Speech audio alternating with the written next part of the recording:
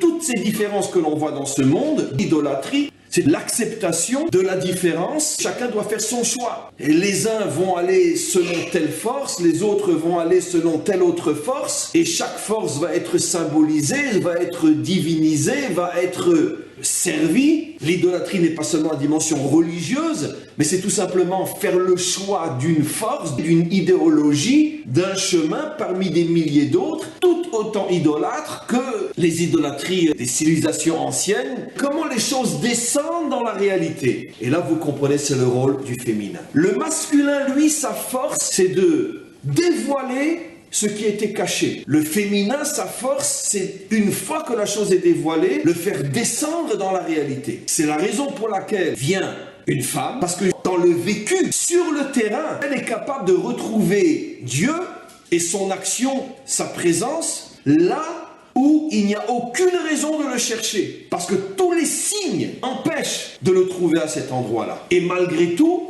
elle est tellement certaine, et c'est sa dimension féminine, que l'unité ne peut pas rester uniquement une vague idée masculine. Elle va être confrontée dans le vécu et le ressenti à des événements, à des situations où ils vont être capables justement de se connecter au maître du monde, alors que rien ne pouvait les pousser à cela. Au contraire, tout devait les pousser à ne pas trouver et ne pas chercher, ne pas trouver le maître du monde. Yaakov se fait kidnapper par Léa. Yaakov, comme l'expliquent les versets, comme l'explique Rashi, est très très clair. C'est Rachel qu'il veut et non Léa. Il travaille 7 ans pour elle. Arrive le jour du mariage et qu'est-ce qui se passe? Léa prend la place de Rachel et supporter cette souffrance et cette humiliation de voir son mari s'unir avec la voleuse. Comment c'est possible? Pourquoi? Parce que c'est la différence fondamentale entre le masculin et le féminin. Le masculin comprend, le masculin découvre, le masculin transmet, mais le féminin, il le vit. Elle le vit. Et comment qu'elle est arrivée à accepter ça dans son vécu? Elle s'est dit, c'est que j'aurais dû intervenir. Vu l'enjeu d'un mariage et d'un vrai mariage, j'aurais dû intervenir pour ne pas laisser les choses se faire de cette manière-là. C'est une souffrance. Mais qu'est-ce que Rachel répond? Dans la mesure où nos maîtres nous disent que la préoccupation essentielle du maître du monde, depuis qu'il a terminé de créer son monde, c'est de s'occuper de faire se rencontrer ceux qui doivent se rencontrer. Et si c'est vrai pour n'importe quelle rencontre, à combien plus forte raison la rencontre de laquelle dépend l'avenir du monde, c'est que si le maître du monde a permis au scénario de se produire, ce qu'il a certainement son intention là-dedans, et j'ai pas à intervenir. C'est-à-dire que qu'est-ce que Rachel a compris? Que même dans une action qui réellement est une action mauvaise, parce que c'est évident que les raisons qui animent Lavan, c'est du pur business. Il n'y a aucune compréhension profonde du projet divin. C'est simplement, comme ça, je le garde 7 ans de plus. Et ça a marché, il l'a gardé 7 ans de plus. De même, Léa, elle n'est absolument pas animée par des raisons de comprendre les secrets de la providence. Léa, elle n'a qu'un seul problème, c'est qu'elle sait que si c'est Rachel qui épouse Yaakov, la petite avec le jeune, avec le petit, elle, la grande, elle va aller avec le grand, elle va aller avec Esav. Et elle n'a pas envie d'aller avec Esav, donc elle sauve sa peau. C'est et moi, et moi, et moi. Elle, c'est pour sa vie et l'autre, c'est pour son pognon, mais ça reste du et moi, et moi, et moi. Et face à ces deux et moi, voilà comment une femme réagit. Elle dit et toi, et toi, et toi. Qu'est-ce que tu veux, toi? Et elle n'a pas réagi. Pourquoi? Parce que si Dieu est un, à ce moment-là, il est dans ce monde n'échappe pas à son contrôle, il continue à le diriger, même lorsque notre compréhension ne comprenne plus rien. Il est là, mais quel niveau du divin elle a, à ce moment-là, compris et trouvé? Elohim ou Havaïe? Elohim est la dimension de Dieu qui se dévoile dans le monde en fonction des actions du monde.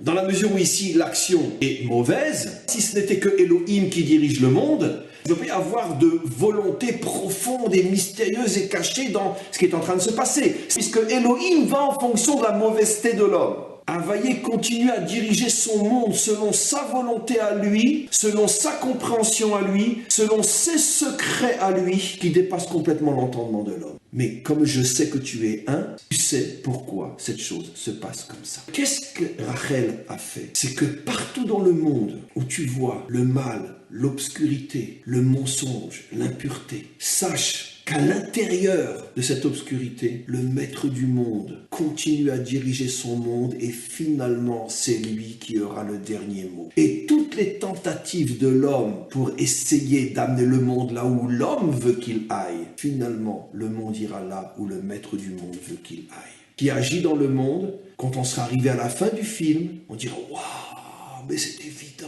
C'est précisément en croyant enlever le monde à Dieu que l'homme, malgré lui, n'a fait que le lui redonner. Quand on est au milieu, c'est là qu'il faut être une Rachel, de faire confiance, de se dire qu'il y a un sens, même si je ne comprends pas. Quand on a la foi véritable, il n'y a pas de question.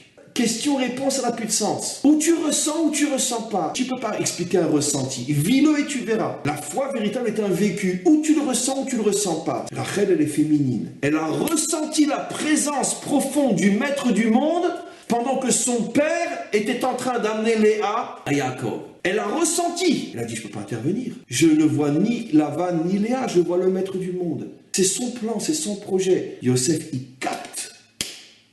Dans l'obscurité, lui, il ne s'attache qu'à la lumière. Il capte la présence de la lumière au plus profond de l'obscurité, qui est présent. Même là, on ne peut même pas imaginer qu'il s'y trouve. Et Availlé, qu'est-ce qu'il fait? Là où tu t'attends le moins à son action positive, c'est là qu'il construit. C'est la capacité de comprendre que même lorsque l'homme fait tout le contraire de ce que Dieu veut, même à ce moment-là, c'est qu'il est en train de détruire, il est en train de se révolter, il est en train de faire du mal, mais dans le fond, complètement au-delà de sa propre compréhension, le maître du monde est en train de construire.